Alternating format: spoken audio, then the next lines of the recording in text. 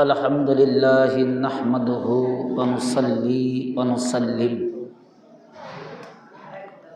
अला रसूलिहिल व नबीइल अमीनिल करीमिर रऊफिर रहीम व अला आलिहि व अहलि बैतिहि तय्यिबीन व ताहिरीन वल मासूमीन अजमाइन खुसूसन अला सय्यदिना गौसुल आज़म अला जद्दिहि नबियना अलैहिस्सलातु वस्सलाम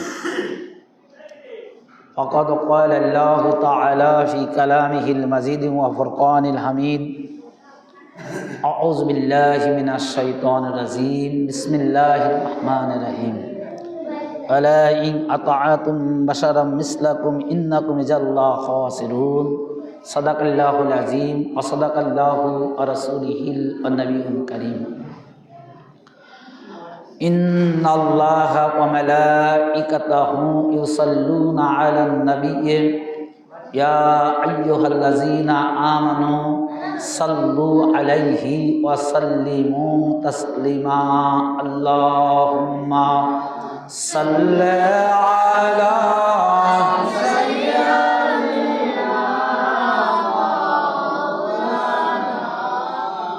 व अला आलि सय्यदिना शफीअना अर्श पर रहा ताह सरसा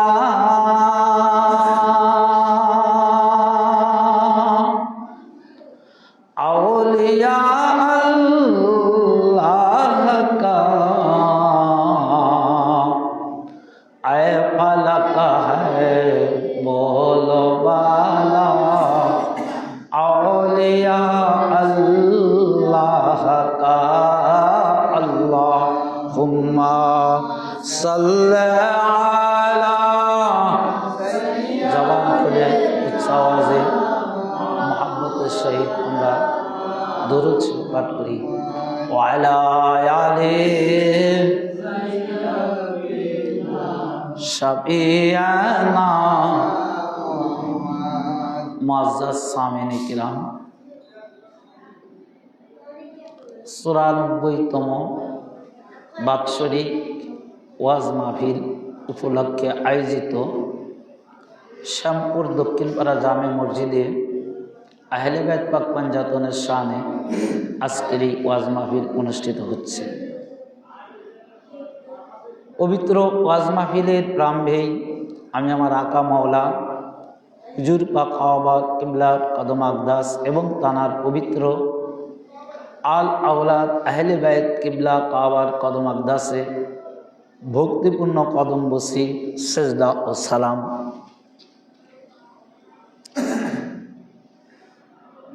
দূর দূরান্ত থেকে আজকের এই মাহফিল পাক উপলক্ষে যে সকল আশেকানে আহলে বাইত গোলামানে হুজুরে গাউসে পাক হাজির হয়েছেন তথা আজকের এই মাহফিলের আমন্ত্রিত ওলামায়ে কেরাম সহ আপনারা যারা সামনে উপবিষ্ট আছেন সবার প্রতি আমার সালাম। আসসালামু আলাইকুম ওয়া রাহমাতুল্লাহি ওয়া বারাকাতুহু। বাদ মাগরিব থেকে পরাপাত এবং ঈশা হতে শুরু হয়ে অদ্যবধি পর্যন্ত কোরআন পাক এবং হাদিস পাকের আলোকে আহলে বায়াতের শানে গুরুত্বপূর্ণ আপনারা আলোচনা শ্রবণ করিয়া আছেন। জনাব হাফেজ মেহেদি হাসান কাদেরী সাহেব এবং আমার পূর্ববর্তী বক্তা জনাব মাওলানা মঞ্জুরুল ইসলাম কাদেরী সাহেব খুব গুরুত্বপূর্ণ আলোচনা করেছেন। এজন্য আমি আমার হৃদয়ের অন্তরস্থল থেকে তাদেরকে জানাই আন্তরিক মোবারকবাদ। আর আজকের এই মাহফিল এখানে যে অনুষ্ঠিত হচ্ছে এটা আমারই এলাকা, এটা আপনারা সবাই অবগত, আমিও আপনাদেরই পরিচিত, যার কারণে আমার যে আলোচনা যত যাই কিছু ইচ্ছা হয়তো আমি তাদেরকেই দিয়েই করেছি, কিন্তু তারপরেও আমার আকা মাওলা তানার দয়া তানার রহম করমে শেষ প্রান্তরে এসে এই আহলে বায়ত পাক পাঞ্জাতনের শানে দুটি কথা বলার চেষ্টা করব, যদি তিনি আমার উপর দয়া করেন। কোরআন পাকের একটি আয়াত পাক আমি আপনাদের মাঝে তেলাওয়াত করেছি। এই আয়াত পাকটা যদি আমরা এর ব্যাখ্যা, এর শানে নজর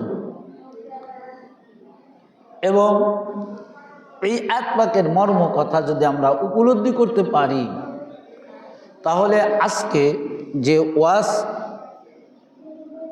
মাওলানা মঞ্জুরুল ইসলাম কাদেরী সাহেব পড়লেন, যে দেবীরা আউলিয়া কিরামগণ, খাস করে যারা আহলে রসুল আহলে বাইত, যারা প্রকৃত আনুগত্য করার মতো যে সকল ব্যক্তি, তাদের কথাগুলোই এই আয়াত পাকের মধ্যে আরও অন্তর্নিহিত রয়েছে।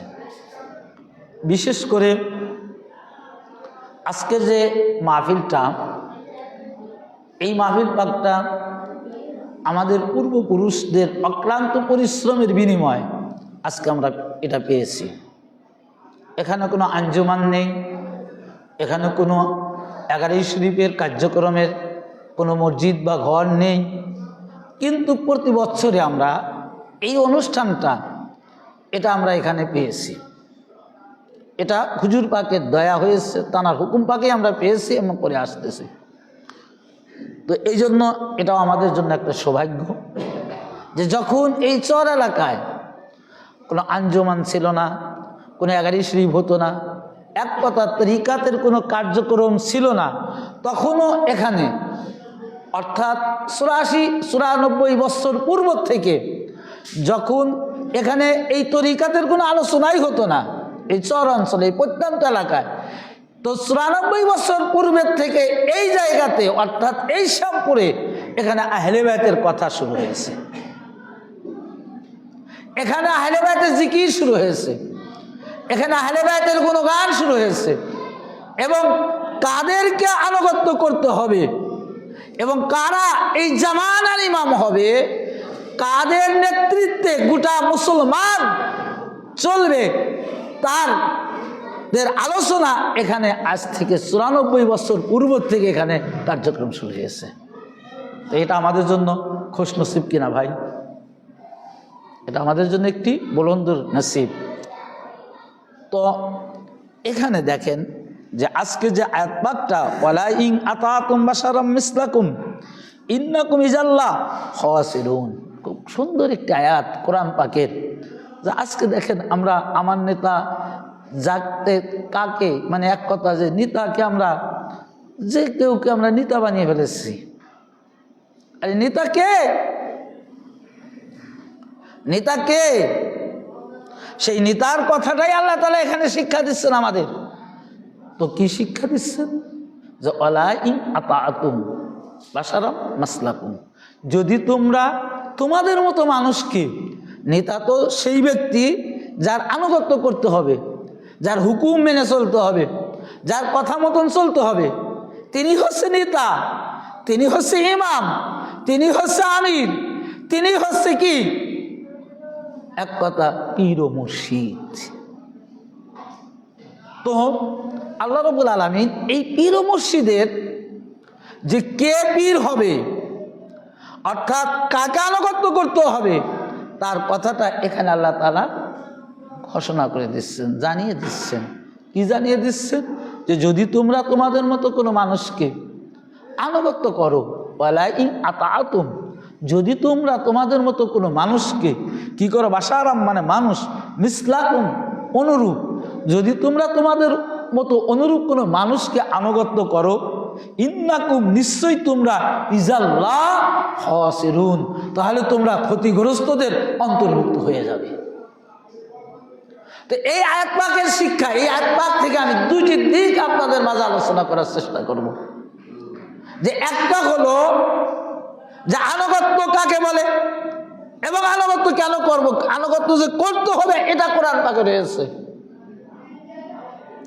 আনুগত্য করতে হবে, এটা কোরআন পাকে রয়েছে, এ কোরআন। তো এই আনুগত্য কাকে করতে হবে, এই আনুগত্য কাকে করতে হবে সেটাও এখানে শিক্ষা দিয়েছেন।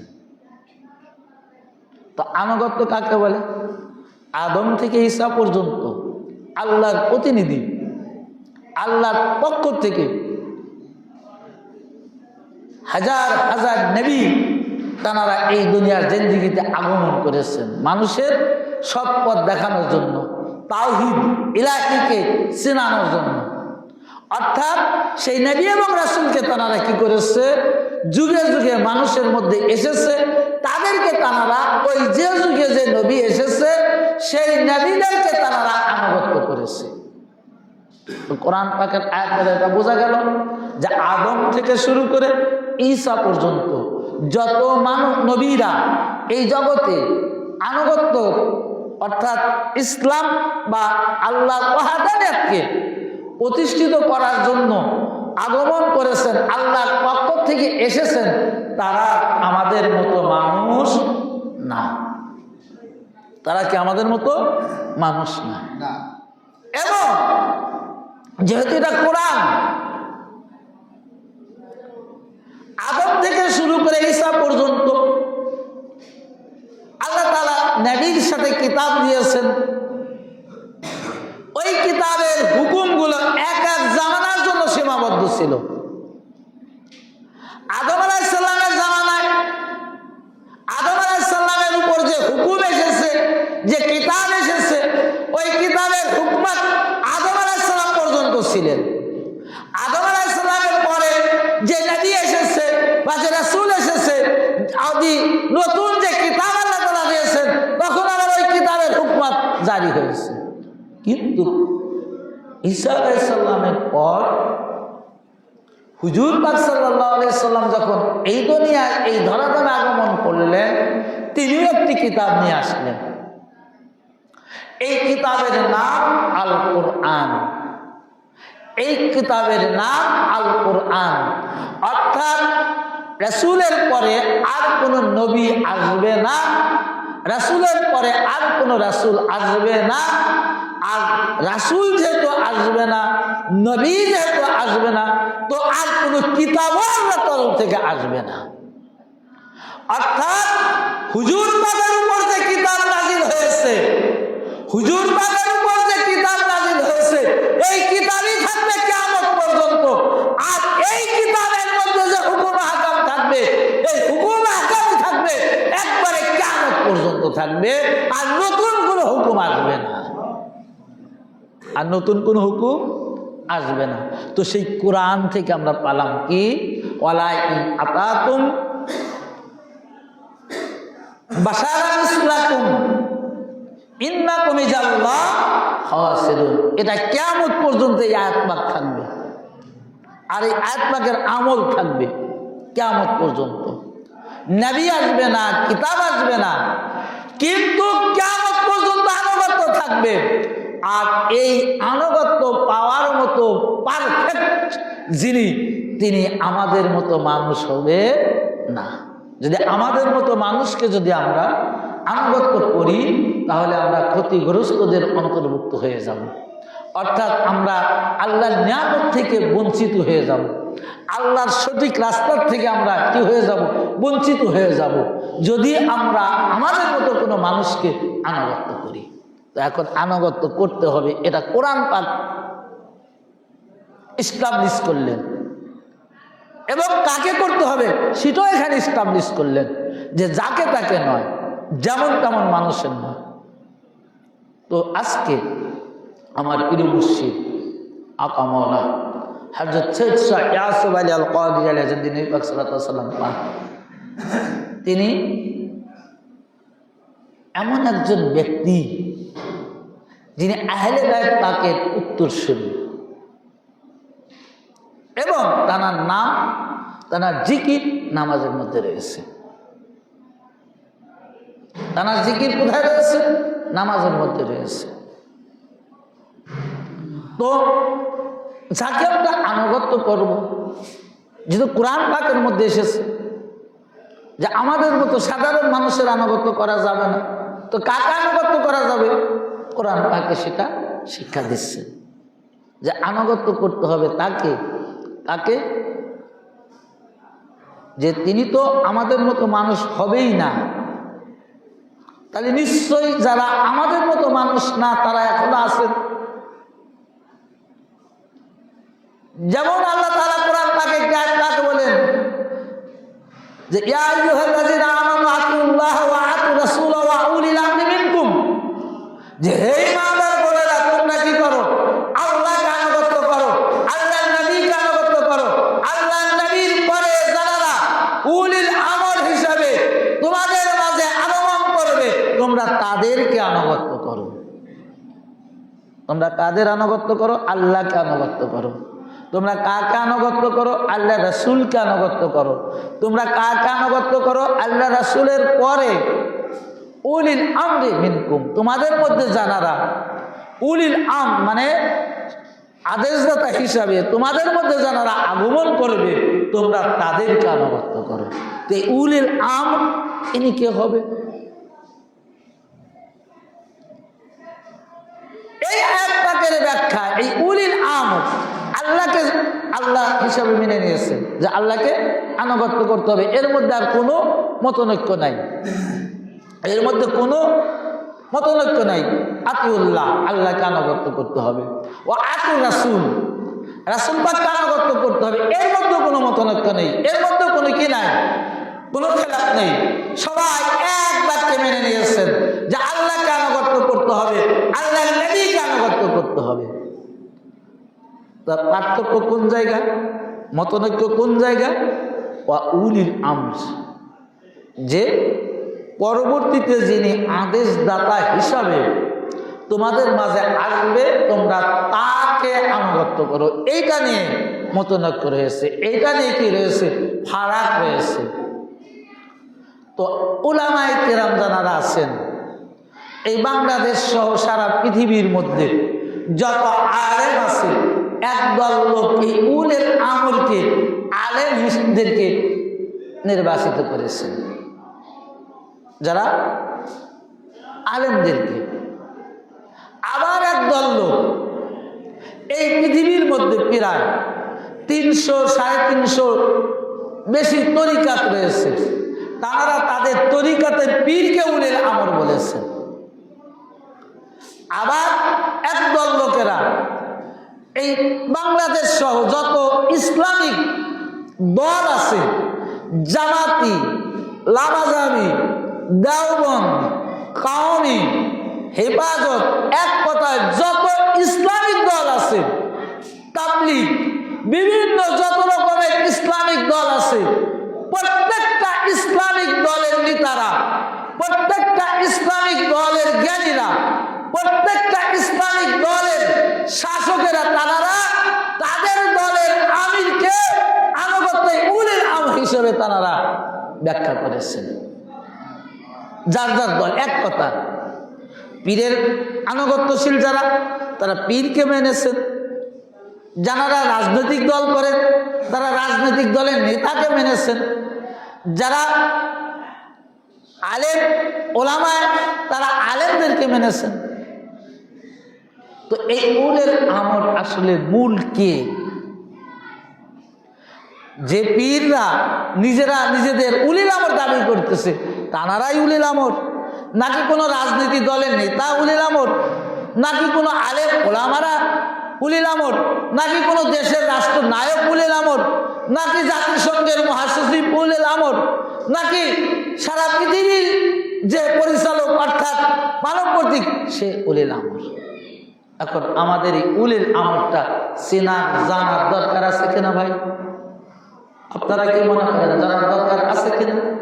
তাই উলিল আমরটা কে হবে? তো কোরআন পাক আল্লাহর বাণী, কোরআন পাক কার বাণী? আল্লাহর বাণী।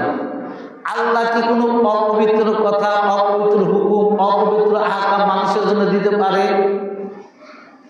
কখনো দিতে পারে না।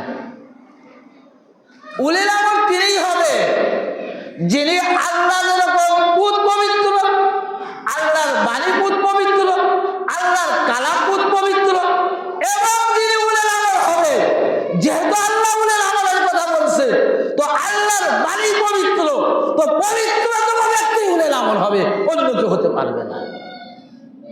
তা এখন পবিত্র কি? আজকে জানি আলেম সমাজ, আলেম সম্প্রদায়কে উলেল আমল বলেন। কোন আলেম বুকে হাত দিয়ে বলতে পারবে আমি কোনো পাপ কাজ করি নাই? কেউ বলতে পারবে? আমরা আপনারা বলতে পারবো? কখনো বলতে পারবো না। মানে কি?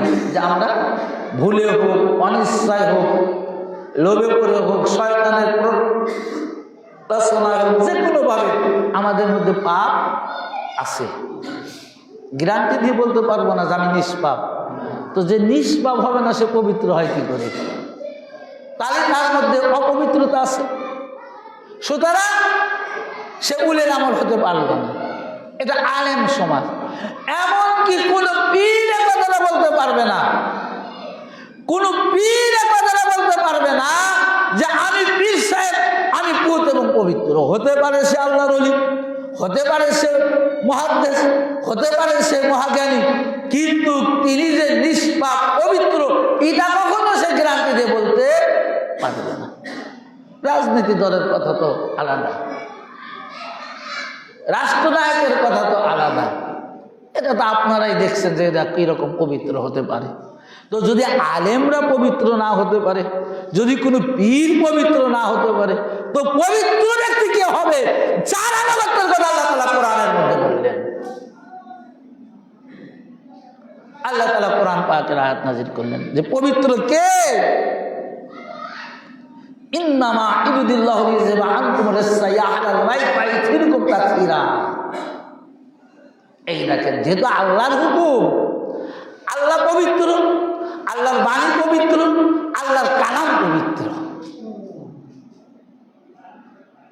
এবং এই উলেল আমল যে পবিত্র ব্যক্তি কিয়ামত পর্যন্ত আসবে এটা আল্লাহ তাআলা জানেন, যার কারণে হুকুম করেছেন।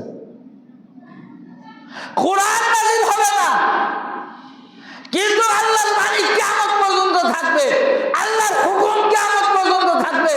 যেহেতু আল্লাহর হুকুম কিয়ামত পর্যন্ত থাকবে, প্রত্যেকটা জামানায় আনুগত্য, অর্থাৎ প্রত্যেকটা জামানায় উলেল আমল থাকবে, আর ওই উলেল আমল পবিত্র হবে, আর ওই পবিত্র ব্যক্তিকে প্রত্যেকটা জামানার মানুষকে আনুগত্য করতে হবে। এ আল্লাহর বাণী, এ আল্লাহর বাণী। রদ করে দাও ক্ষমতা থাকে। তা আল্লাহ পবিত্র হিসেবে ঘোষণা করলেন আহলে বাইতকে, আল্লাহ পুত এবং পবিত্র হিসেবে ঘোষণা করলেন আহলে বাইতকে। আর এই আহলে বাইত হতে শুরু করে, আহলে বাইত হতে শুরু করে কিয়ামত পর্যন্ত তাদের আওলাদ পাক এই ধরাধামে, এই জমিনের মধ্যে যারা আগমন করবে তারা প্রত্যেকেই পবিত্র, পবিত্রতম বস্তু। আর এই পবিত্র বস্তুর আনুগত্য করার কথাই আল্লাহ তাআলা আমাদেরকে শিখিয়ে দিয়েছেন। এটাই আল্লাহ তাআলা আমাদের শিখিয়ে দিয়েছেন, এনাদেরকে আনুগত্য করতে হবে। এবং নামাজ রূপী সবচাইতে আফজালকৃত ইবাদত নামাজ। আর এই নামাজের মধ্যে কোনো অপবিত্র ব্যক্তি ঢুকতে পারে? আমাদের মতো কোনো মানুষ ঢুকতে পারবে? কোনো পীর মাশায়েখ ঢুকতে পারবে? কোন সাহাবী, তাবে তাবিন, ওলি, আওলাদ, আফজাল, সুহাদা, সালেহিন, নেককার যা আছে এরা ঢুকতে পারবে? কেউ পারবে না, কেউ ঢুকতে পারবে না। তো যারা নামাজের মধ্যে আসবে না তারা আমাদের মতো মানুষ, যাদের স্থান নামাজে নাই তারা আমাদের মতো মানুষ। কারণ আমাদের মতো মানুষ নামাজের মধ্যে আসবে না, আমাদের মতো ব্যক্তিরা নামাজের মধ্যে আসবে না। তো আমাদের মতো যারা মানুষ তারা নামাজে নাই, তাদের জিকির নামাজে নাই, তাদের তাসকিরা নামাজে নাই। যদি কোনো ব্যক্তি ইচ্ছাকৃতভাবে আমাদের মতো কোনো মানুষকে তাসকিরা করে, নামাজের মধ্যে স্মরণ করে, তার নামাজ বরবাদ, তার নামাজ শেষ হয়ে যাবে, সে মুসলমানিত্ব হারিয়ে ফেলবে, শেষ বড় মুশরিক হয়ে যাবে। কিন্তু এমন ব্যক্তির নাম নামাজের মধ্যে আছে যাদের নাম না নিলে নামাজ হয় না। তো কারো নাম নিলে নামাজ নষ্ট, কারো নাম না নিলে নামাজ হয় না।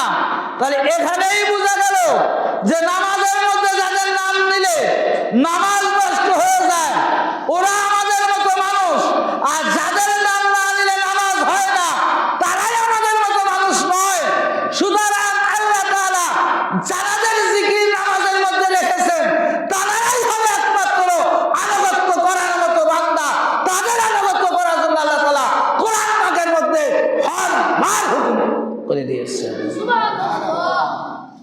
যাদের জিকির নামাজ আছে তাদের আনুগত্য করতে হবে, যাদের তাজকিরা নামাজ আছে তাদের আনুগত্য করতে হবে।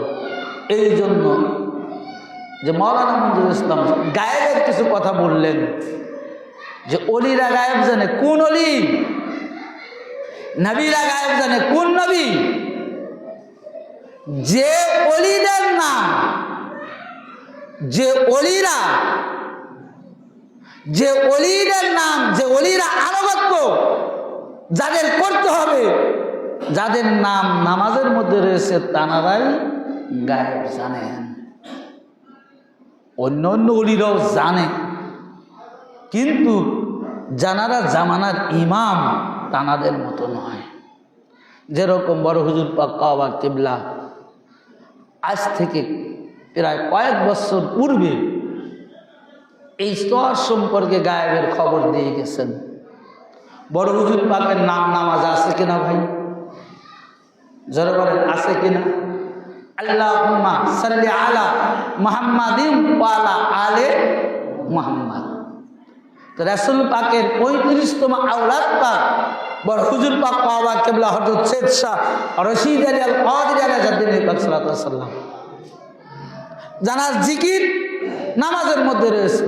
তিনি গায়েবে সেই চর যখন নদীর মধ্যে বিলীন ছিল, এই চরে কোনো মানুষ বাস করতো না। এখানে আজকে যেখানে বসে আমরা ওয়াজ শুনছি এই জায়গাটি পদ্মা নদী ছিল, এই জায়গা পদ্মা নদী ছিল।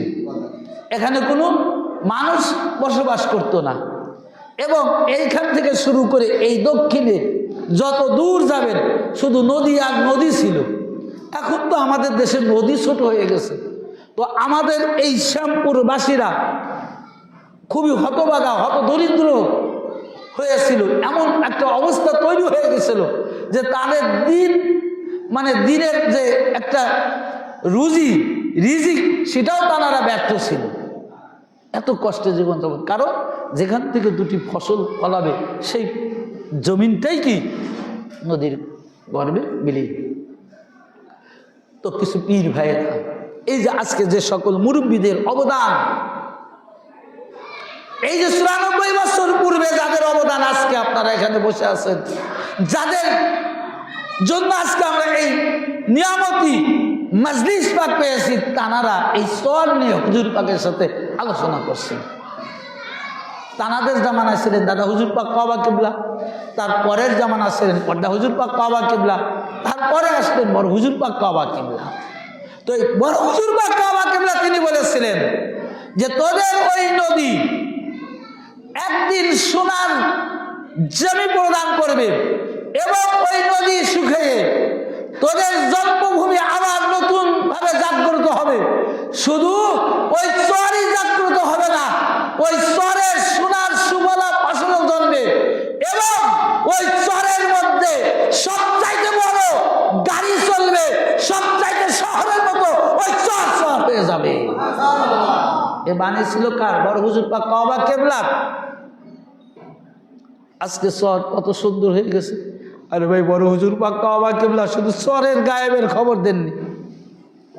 বড় হুজুর পাক কাবা কিবলা তিনি যেখানে গেছেন, যে এলাকায় গিয়েছেন, ওই এলাকায় সোনার সোহাগা হয়ে গেছে।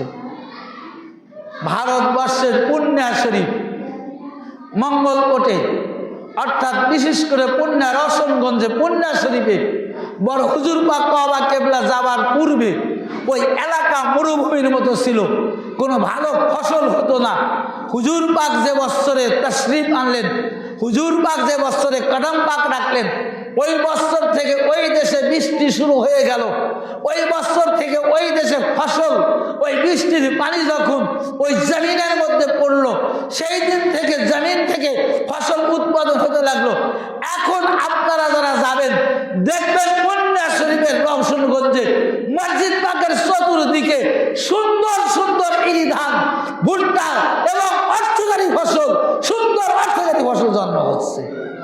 বড় হুজুর পাক কাবা কিবলার অবদান। এ কার অবদান?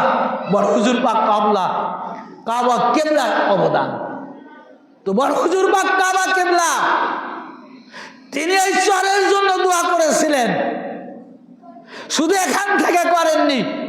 বড় হুজুর পাক কাবা কিবলা যখন রাজবাড়ি গুদার বাজারে দাঁড়িয়ে গেলেন, তো গুদার বাজারে দাঁড়িয়ে যখন উত্তর দিকে মুখ করে দাঁড়িয়ে গেলেন, হুজুর পাক জিজ্ঞাসা করেছিলেন ওখানে যারা খাদেম ছিলেন তাদের কাছে যে আচ্ছা ভাই, এই যে নদীর উপর ওখানে ওই এলাকার নাম কি? নদীর উপর যে এলাকাগুলো দেখা যাচ্ছে, এই যে বিশাল নদী দেখা যাচ্ছে, তো এই নদীর কোন এলাকার মধ্যে আছে? তো ওখানে খাদেম ভাইরা বলেছিলেন যে হুজুর পাক, এই যে যে নদীগুলো দেখতে পাচ্ছেন, এই নদীর মধ্যে প্রায় 12 আনা জমি, প্রায় 12 আনা এসর আসলে হিসাব করলে, বা একটু এদিক সেদিক যাই হোক, যে আমাদের পীর ভাইদের জমি ওই নদীর মধ্যে রয়েছে। আর এই যে চরগুলো দেখতে পাচ্ছেন, এই চরগুলোতে আমাদের পীর ভাইরা বসবাস করে। যে বড় হুজুর পাক কাবা কিবলা শোনা মাত্র, বড় হুজুর পাক কাবা কিবলা শোনা মাত্র তিনি ওই দিকে তাকিয়ে শুধু বলছেন, তাই আমাদের পীর ভাইয়েরা বাস করে, আমাদের পীর ভাইদের জমি ওই নদীর তীরে। তিনি এইটুকু বলে অন্য অন্য পীরের মতো হাত তুলে যে দোয়া তাও করেন নাই, শুধু বলছেন তাই। বলা মাত্র হুজুর পাক গাড়িতে উঠার পরে তার পরের বছর থেকেই এই শ্যামপুর থেকেই শুরু হলো নতুন জমি বের হওয়া, নতুন জমি জাগ্রত হওয়া। আজকে কার নিয়ামতে এখানে আমরা আছি? এটা বড় হুজুর পাক কাবা কিবলা দেওয়া নিয়ামতের জায়গা, এখানে বসে আছি। তো তানারা গায়েবের খবর জানেন, তানারা গায়েবের খবর দিতে পারে।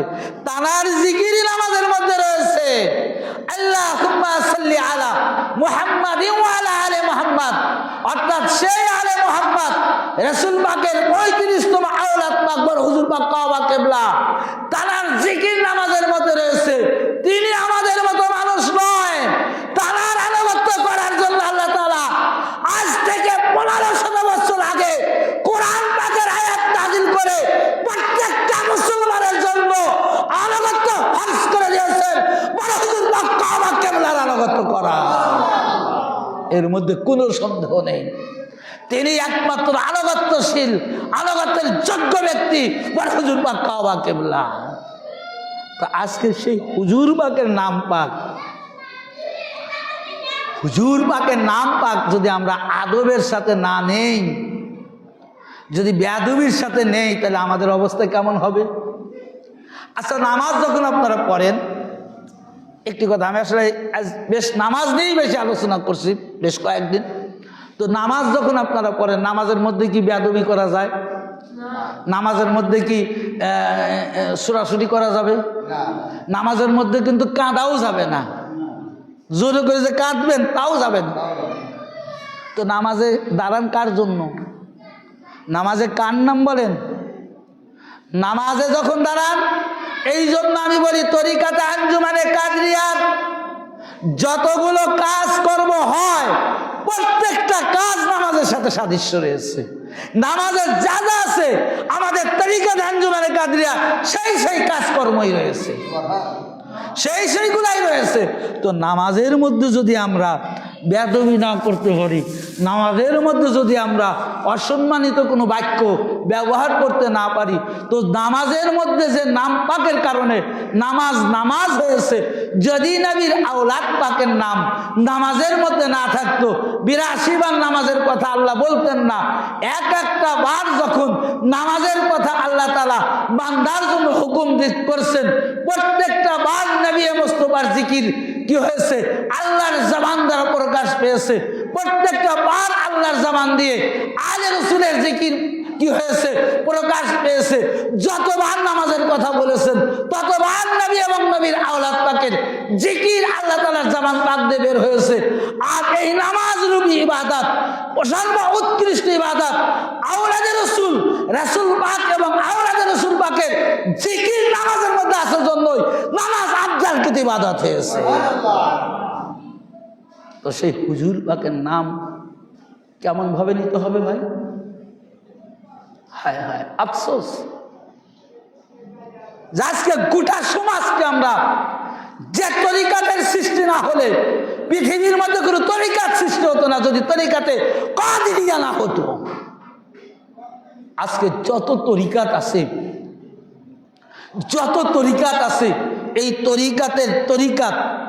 তরিকাতের যত পীর আছে, যত পীরের পীর আছে, যত শায়েকের শায়েক আছে, সকল পীরের পীর হুজুরে গাউসে পাক আর হুজুরে গাউসে পাকের তরিকা আঞ্জুমানে কাদরিয়া।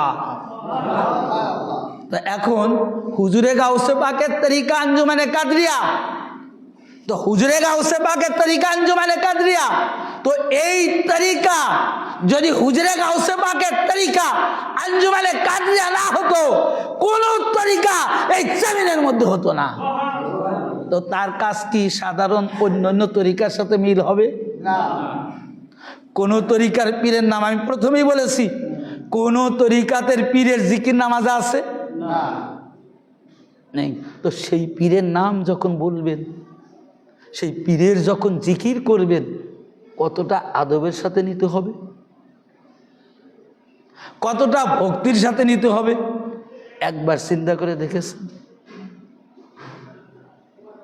রাসূল পাকের শানে যা যা আল্লাহ তাআলা আয়াত নাজিল করেছেন, রাসূল পাকের শানে কি কি ব্যবহার, কেমন ব্যবহার করতে হবে, মাইক মনে একটা নষ্ট হয়ে গেছে, যে কি কি আচরণ, কেমন আচরণ করতে হবে, রাসূল পাকের উপর যেগুলো আয়াত পাক নাজিল হয়েছে প্রত্যেকটা আমল কিয়ামত পর্যন্ত থাকবে। রাসূল পাকের শানে যেরকম ব্যবহার করতে আল্লাহ বলেছেন ঠিকবার হুজুর পাক কাবা কিবলা বর্তমান শাহানশাহ আমার হুজুর পাক হযরত শেখ ইয়াসুফ আলী আল কাদেরী আলাউদ্দিন পাক সাল্লাল্লাহু আলাইহি ওয়াসাল্লাম তাদের শানে একই রকম আচরণ, একই রকম ব্যবহার করতে হবে, একটু এদিক সেদিক করা যাবে না। তো সেই হুজুর পাকের সাথে এখন কিরকম রাখতে হবে ভাই? হ্যাঁ, আশিক মাসুকের একটা প্রেম আছে, সেটা এই স্টেজে নয়। আপনার পীরকে আপনি কোন নজরে রাখবেন, কোন জায়গায় রাখবেন, এটা আপনার নিতান্তই ব্যক্তিগত ব্যাপার। এটা মজলিসের জিনিস না, এটা হলো নিজের গুপ্তধন, নিজের কর্ম। তো সেই জন্য আজকে আমরা এমন পীর পেয়েছি, এমন তরিকাত পেয়েছি, যে তরিকাত হচ্ছে সকল তরিকাতের শ্রেষ্ঠ তরিকাত। এমন পীর পেয়েছি যে পীর সকল পীরের বীরত্ব দান করনেওয়ালা। এমন খানদান পাক পেয়েছি যে খানদান থেকে বেলায়েত বন্টন করা হয়, ওলি প্রদান করা হয়। বড় হুজুর পাক কাবা কিবলা যখন পর্দা নিলেন, যে কেমন ওলি, যে হুজুর পাক যখন পর্দা নেবেন, যে এই খানদানের থেকে যে বিলায়েত হুজুরে গাউসে পাক যে বন্টন করেন, হুজুরে গাউসে পাক যে বন্টন করেন, সেটা হুজুর পাকের অর্থাৎ বড় হুজুর পাক কাবা কিবলা যখন পর্দা নেওয়ার 11তম রজনীতে প্র্যাকটিক্যালি ভাবে এটা দেখা দিয়ে গেলেন। প্র্যাকটিক্যালি ভাবে যে আনুগত্য কাকে করতে হবে এটা দেখা দিয়ে গেলেন। কারণ বড় হুজুর পাক যতদিন ছিলেন ততদিন তাকে আনুগত্য করা হয়েছে। তো বড় হুজুর পাক যখন পর্দা নিলেন তখন তো তার স্থল ভীষিত একজনকে কি করতে হবে, আনুগত্য করতে হবে। এটা বড় হুজুর পাক নিজে দেখা দিয়ে গেলেন 11তম রজনীতে। যে হুজুর পাকের কামরার মধ্যে যে খাদেম ভাইয়েরা কি করছিলেন, জানারা কি করতেন, প্রত্যেক দিন পাহারা দিতেন। প্রত্যেক দিন মানে রাত থাকতেন ওখানে। কেউ কোরআন শরীফ পড়তেন, কেউ তাসবিহ তেলাওয়াত করতেন, কেউ নামাজ পড়তেন, বিভিন্ন কাজকর্ম 40 দিন পর্যন্ত ওই কামরার মধ্যে করেছেন। তো 11তম রজনীতে একজন খাদেম তিনি ওজিফা করতে করতে তন্দ্রা ভাব অর্থাৎ ঘুমে চলে গেছেন। তো ঘুমে যাবার পরে তিনি স্বপ্ন দেখতেছেন। কি স্বপ্ন দেখলেন? যে স্বপ্ন দেখতেছেন যে বড় হুজুর পাক কাবা কেবলা, ছোট হুজুর পাক কাবা কেবলা এবং বর্তমান হুজুর পাক হযরত শেখ ইয়াসুফ আলী আল কাদরি তিনি এবং শত শাহজাদা হুজুর পাক, জানার নামে দৌলতদিয়া মাদ্রাসা হযরত সাবিল হাসান, এই কয়জন হলো? 4 জন দায়রা পাক থেকে বের হলেন। আপনারা যারা মেদিনীপুর পাকে গেছেন, দায়রা পাক চেনেন, ওই দায়রা পাকে হুজুর পাকরা অবস্থান করেন, ওখানে হুজুর পাকরা থাকেন রেস্টে। তো দায়রা পাক থেকে তিনি বের হলেন। বের হয়ে কোথায় গেলেন? জোড়া মসজিদ পাকে, যেখানে মওলা হুজুর পাকের মাজার পাক, রওজা পাক রয়েছে, যেখানে ওয়াজ হয়, যেখানে মিলাদ হয়, অর্থাৎ রওজা পাক রয়েছে, ওখানে গেলেন। তিনি দেখতেছেন কে? বড় হুজুর পাক কাবা কিবলা, ছোট হুজুর পাক কাবা কিবলা, বর্তমান হুজুর পাক কাবা কিবলা এবং ছোট শাহজাদা হুজুর পাক কাবা কিবলা। ঠিক তানারা যে গেট দিয়ে ঢোকেন, হুজুর পাকরা এক গেট দিয়ে ঢোকেন, হয়তো আর এক গেট দিয়ে অবস্থা বেঁধে বের হন। তো হুজুর পাক সরাসরি কি করলেন? জোড়া মসজিদে মওলা হুজুর পাকের রওজা পাকে ঢুকে গেলেন। তো যখনই হুজুর পাক মওলা হুজুর পাকের রওজা পাকে ঢুকলেন, ওই রওজা পাক আর মওলা হুজুর পাকের রওজা পাক নাই, ওটা বাগদাদ শরীফ হয়ে গেছে। ওটা কি হয়ে গেছে? ওটা বাগদাদ শরীফ হয়েছে। মানে স্বপ্নে তিনি দেখতেছেন যে হুজুর পাক দায়রা পাক থেকে বের হলেন, দায়রা পাক থেকে বের হয়ে তিনি কি করলেন? মওলা হুজুর পাকের রওজা পাকে ঢুকলেন, এটাও দেখলেন। তো যখনই মওলা হুজুর পাকের রওজা পাকে ঢুকলেন, ঢুকার সাথে সাথে ওটা বাগদাদ হয়ে গেছে। ওটা কি হয়ে গেছে? বাগদাদ হয়ে গেছে। তো বাগদাদ হয়ে যাবার পরে তো কি হলো? যে বাগদাদ শরীফের রওজা পাকে, হুজুরে গাউসে পাকের রওজা পাক কোথায়? বাগদাদ শরীফে রয়েছে। হুজুরে গাউসে পাকের রওজা পাক কোথায়? বাগদাদ শরীফে রয়েছে। তো বাগদাদ শরীফে যখন হয়ে গেছে, হুজুরে গাউসে পাকের রওজা পাক থেকে এই হাত মোবারক ডাইন হাত বের করে দিয়েছেন এবং ওই হাতে একটা তাজ মোবারক ছিলেন, আর ওই তাজ মোবারককে আবার হুজুর পাকের হাতে ধরিয়ে দিলেন। কি করলো? যে একটা টুপি, একটা তাজ কে দিলেন? যে বাগদাদ শরীফের রওজা পাক থেকে দিলেন। কার হাতে? বড় হুজুর পাক কাবা কিবলার হাতে দিলেন। তার মানে কি? যে হুজুরে গাউসে পাক দেখাচ্ছেন, হুজুরে গাউসে পাক প্র্যাকটিক্যালি ভাবে দেখাচ্ছেন যে তরিকাতে আঞ্জুমানে কাদরিয়া এটা হুজুরে গাউসে পাকের দরবার পাক। এই দরবার পাকে যারা ইমাম হয় তাদের আনুগত্যের কথা কোরআনে বলেছেন। আর এই ইমাম অন্য কোনো ব্যক্তি নির্বাচিত করে না। আমি আব্দুল কাদের জিলানী শাহজাহান বাগদাদ থেকে আমি ইমাম নিযুক্ত করে থাকি।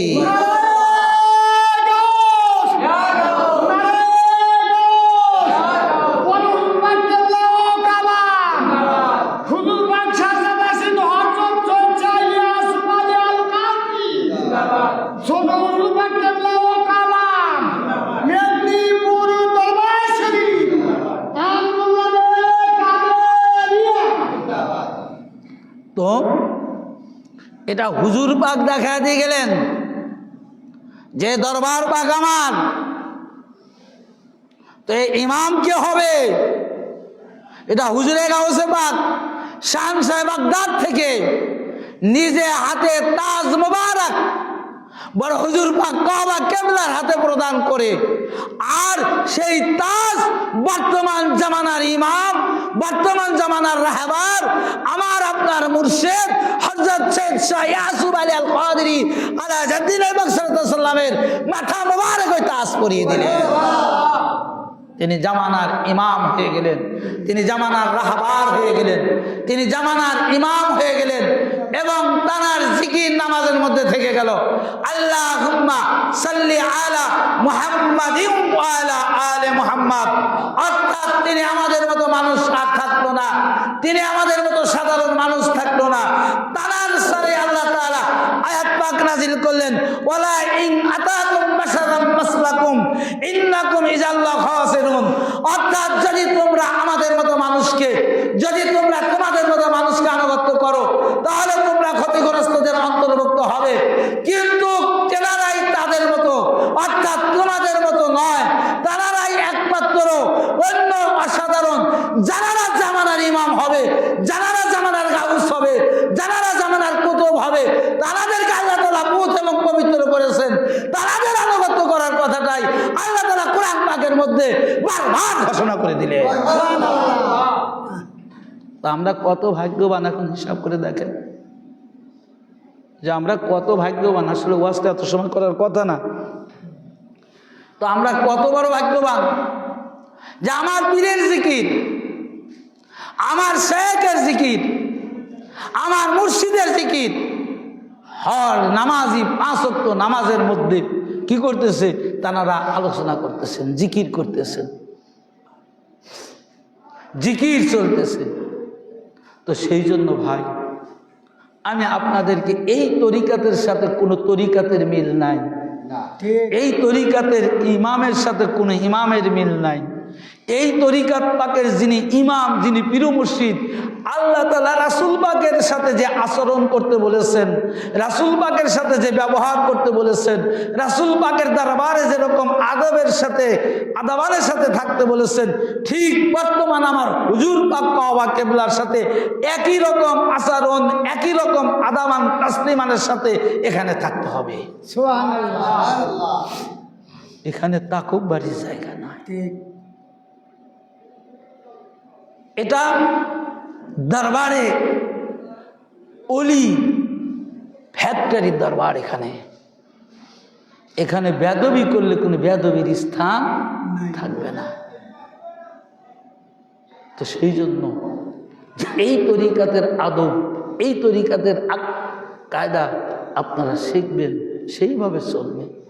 কোন তরিকাতে কে কি করলো ওটা আমাদের দেখার নাই। ঠিক দেখলেন তো আপনি, শেষ। আরে ভাই, ওই তরিকাতই হতো না হুজুরে গাউসে পাক না থাকলে, ঠিক ওটা তরিকাতই থাকতো না। তো তারা আমাদের অনুকরণ করবে। তরিকাতে আঞ্জুমানে কাদরিয়ার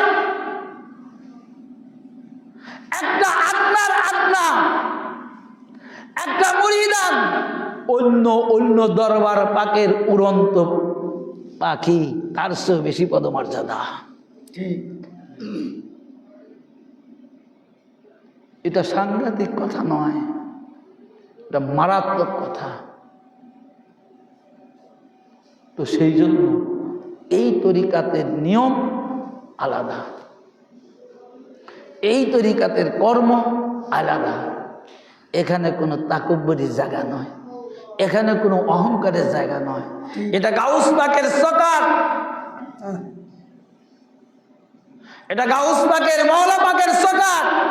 এই সকাতে আদবের শিক্ষা দেওয়া হয়, এই সকাত থেকে ইলমে শরিয়াত শিক্ষা দেওয়া হয়, এই সকাত থেকে ইলমে মারিফত শিক্ষা দেওয়া হয়, এই সকাত থেকে জাহিরাত বিদ্যা শিক্ষা দেওয়া হয়, এই সকাত থেকে একটা মানুষ কিভাবে সমাজে চলাচল করবে তার প্রত্যেকটা কাজ করব তরিকাতে কাদরিয়া, আঞ্জুমানে কাদরিয়া থেকে শিক্ষা দেওয়া হয়।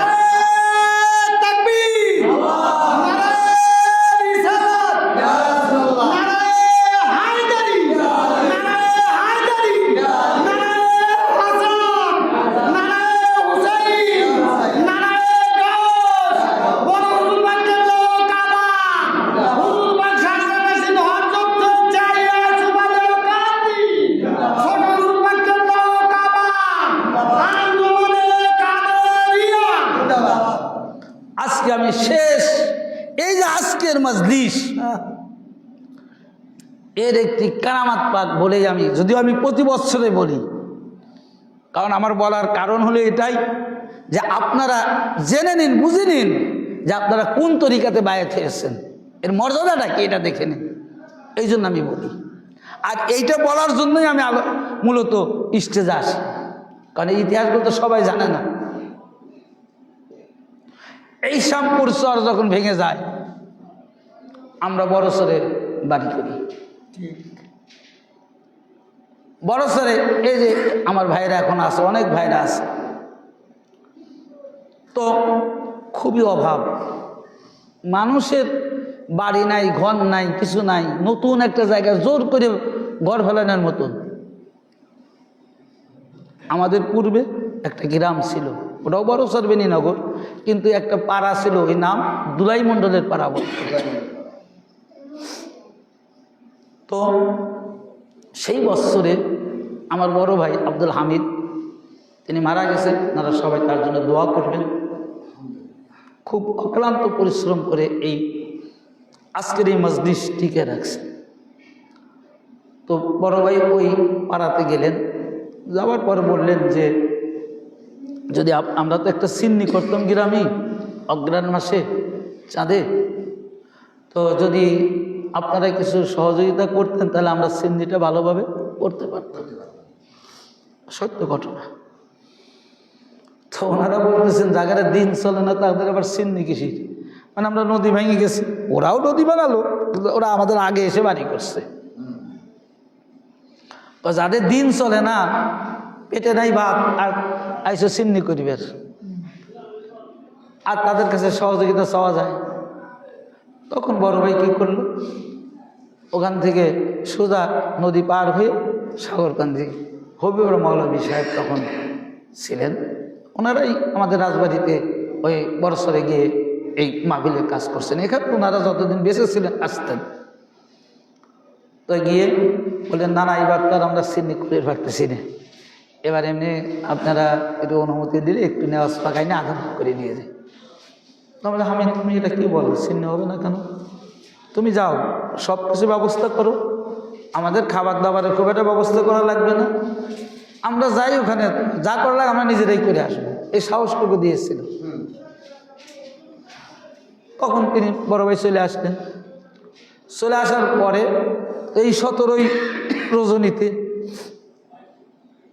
তো একটা মিটিং করতেন, মিটিং টিটিং করে সিন্নির দিন ধার্য ঠিকঠাক করে তখন এলান হয়ে গেল যে আমরা এখানে সিন্নি করব। তো সেই বৎসরে আমাদের সকল পীর ভাইরা খেপা জাল টানতেন, চিংড়ি মাছ মারতেন। ওই দিনে ওই সিন্নির মিটিংয়ের পরে যে যে জায়গায় জাল ফেলাইছে, জাল ভর্তি চিংড়ি মাছ উঠে গেছে। বাস্তব ঘটনা। এখনো যারা আছে, আমার মেজো ভাই আছে, অনেকেই আছে বেশে, তারা দেখেছেন। এবং সেই বছরে রাজবাড়ির থেকে মাইক এনে জাঁকজমকের সাথে এই পবিত্র মাহফিল পাকের কাজ শেষ করে তারপরেও প্রায় 100 টাকার মতন আমাদের ফান্ডে টাকা উদ্বৃত্ত ছিল। আর সেই বছর থেকে এই বড়সর বেনীনগরের যে পীর ভাইরা যেখানে ঘর করলেন, যেখানে বাড়ি করলেন, ওইখানেই তারা আদিওয়ালার দোকান ওই চর থাকা পর্যন্ত একত্রবদ্ধ ছিলেন। যখন ওই শহর ভেঙে গেল, ওই দুলাই মণ্ডলের পাড়া সন্ধ্যা বিচ্ছন্ন হয়ে গেল। এখনো বলার মতন কায়দা নাই যে ওখানে 10টা ঘরের মানুষ কোন জায়গায় কোন হালাতে আছে। আমার পীর মুর্শিদের দয়া, তার কৃপা, তার রহমত, ওই বড়সর বেনীনগরে যেরকম একত্রবদ্ধ ছিলাম, ওখানে যখন ভেঙে গেল, এই শ্যামপুরে এসেও একই রকম একত্রবদ্ধ ভাবে আজ 94 কি বলে 94 মাহফিল বাগের কাজ আমরা করে যাচ্ছি।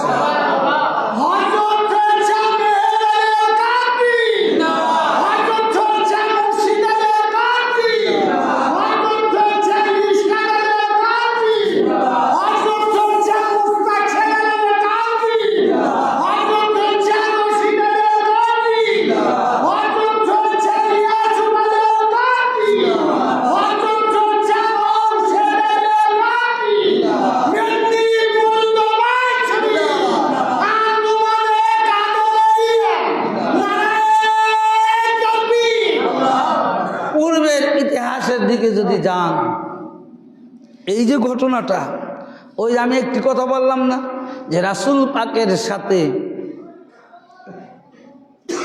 যেরকম আল্লাহ তাআলা আচরণ করতে বলেছেন আমার হুজুর পাকদের সাথেও একই রকম আচরণ করতে হবে। কথাটা মনে আছে? আজকে রাসূল পাকের যুগে জানারা রাসূল পাকের সাথে বিদ্বেষমূলক বেয়াদবিমূলক কাজ করেছে, তাদের অস্তিত্ব আছে না? মওলায়ে কায়নাত পাকের জামানায় তানার সাথে জানারা বেয়াদবি করেছে, তানাদের অস্তিত্ব আছে? এমনি করে ওই সনটা আমার মনে নেই, আমি ছোট্ট তো ওই জামানার ইমাম ছিলেন বর্তমান অর্থাৎ বড় হুজুর পাক কাবা কেবলা। তো যারা বড় হুজুর পাক কাবা কেবলার সাথে ওই মাহফিলের ব্যাপারে বেয়াদবি করেছে, তাদের কোনো অস্তিত্ব নাই। ঠিক, তাদের কোনো অস্তিত্ব নাই। আমরা ঠিকই আছি, ওই বড় সরেও যেমন ছিলাম এখানেও তেমনই আছি। আর কি চান ভাই? আর কি চান? এর সে নগদ আর কি চান? যে অলিদের যে কারামত, অলিরা কি, এর সে আর কিছু বলার প্রয়োজন আছে? শেষ। তো এই জন্য আমি আপনাদের অনুরোধ করব, এটা হযরতে মাইনুদ্দিন চিশতি রহমতুল্লাহ আলাইহির যুগের একটি ঘটনা।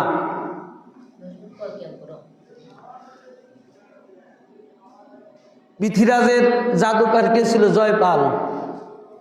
জয়পাল ছিল না? সে কিন্তু আকাশ দিয়ে উঠছে কিনা? উঠছে। তা আকাশ দিয়ে উড়ার পরে সে কি অলি থাকছে? সে কি অলি হয়েছে? হ্যাঁ, তো আকাশ দিয়ে উঠছে। আর ওই জয়পালের আকাশ থেকে কে নামাইছে? খাজে গান গরিবে নওয়াজ হযরত মাইনুদ্দিন চিশতি আজমিরি আলাইহিস সালাম পাকের পায়ের খরম ওই জয়পালের পিটায়ে জমিনে নামিয়ে দিয়েছে। পিটায়ে জমিনে নামিয়ে দিয়েছে। তো আকাশ দিয়ে উড়লে আল্লাহর ওলি হওয়া যায় না, জুব্বা পরলে আল্লাহর ওলি হওয়া যায় না, পাগড়ি পরলে আল্লাহর ওলি হওয়া যায় না, চোখ দিয়ে ঝলকার পানি ঝরঝর করে ছাড়লে আল্লাহর ওলি হওয়া যায় না, আল্লাহর ওলির আশিকান হওয়া যায় না। আল্লাহর ওলির আশিকান হতে হলে আল্লাহর ওলির কদমের ধুলাকে নিজের বুকের সাথে সবচাইতে বেশি প্রিয় করে নিতে হয়। এটা বেশক সত্য কথা এগুলো।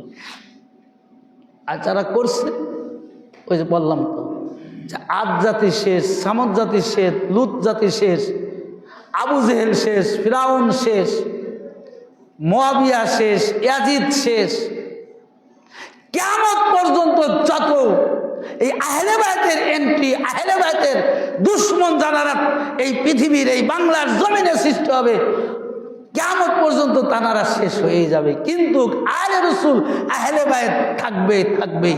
সুবহানাল্লাহ। গাউসে আজম কি বিলাদাত গাহে